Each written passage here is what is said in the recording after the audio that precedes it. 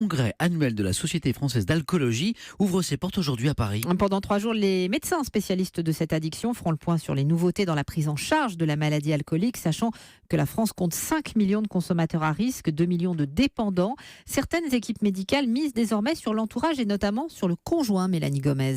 Effectivement, alors c'est une sorte de thérapie de couple, mais pour soigner l'un des deux conjoints seulement. Pour que ça marche, il ne faut pas que les deux soient alcooliques. Par contre, le conjoint qui ne boit pas, même s'il souffre, n'est pas soigné à proprement parler. En fait, il sert de levier de motivation pour son mari ou sa femme malade.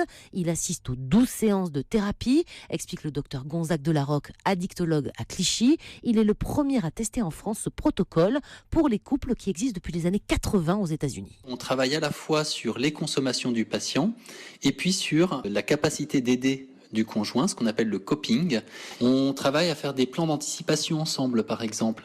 Ils vont aller dans un dîner ensemble, ils savent que ça va être compliqué pour le patient. Comment le conjoint, il va essayer de l'accompagner pour qu'il ne se mette pas à mentir, à raconter des salades pendant le dîner, par exemple. Et selon cet expert, ça fonctionne. Dans cette expérience, sur les 10 couples engagés, 4 seulement sont allés jusqu'au bout, mais parmi ceux-là, tous les conjoints alcooliques ont arrêté de boire en 3 mois seulement. Mélanie Gomez, spécialiste santé d'Europe 1.